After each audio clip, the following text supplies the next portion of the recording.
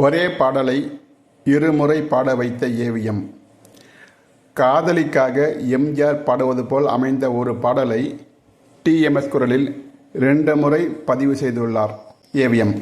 இதற்கு காரணம் என்ன என்பது குறித்து டிஎம்எஸ்ஏ ஒரு நேர்காணலில் கூறியுள்ளதாவது: தமிழ் சினிமாவில் பழமையான தயாரிப்பு நிறுவனம் என்று அழைக்கப்படும் ஏவிஎம் நிறுவனம் சார்பில் 1966ஆம் ஆண்டு வெளியான படம் அன்பே வா.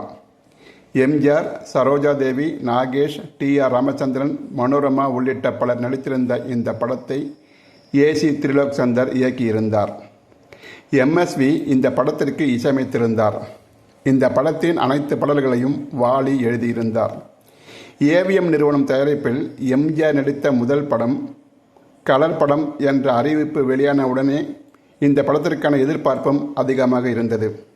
அதேபோல எம்ஜிஆர் தனது வழக்கமான பாணியிலிருந்து முற்றிலும் விலகி ஒரு காதல் படத்தில் நடித்தது இதுதான் முதல் முறை.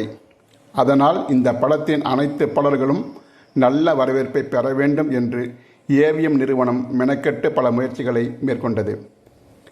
இந்த படத்தின் படப்பிடிப்பு மற்றும் இறுதிக்கட்ட பணிகள் அனைத்தும் முடிந்து தணிக்கைக்கு செல்லும் முன் எம்ஜிஆருக்கு சிறப்பு காட்சியாக திரையிடப்பட்டு காட்டப்பட்டது.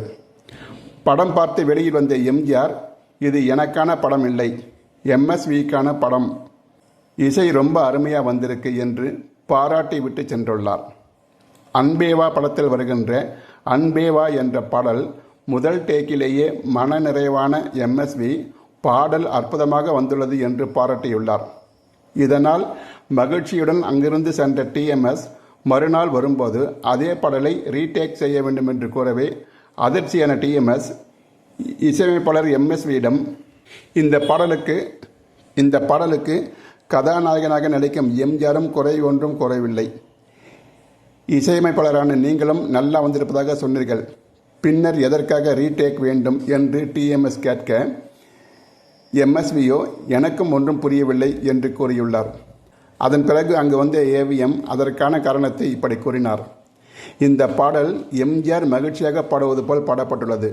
ஆனால் கதைப்படியும் காட்சிப்படியும் கதாநாயகன் ஏக்கத்துடன் இப்பாடலை பாட வேண்டும். அதனால் பாடலை திரும்பவும் ரீடேக் என்று கூற, அதன் பிறகு இந்த பாடல் ரீடேக்காக முன்பை விட சோகத்தை கொட்டி அற்புதமாக பாடி அசைத்தினார் டிஎம்எஸ். அதனால்தான் அந்த பாடல் இன்று வரையிலும் நிலைத்து நிற்கிறது.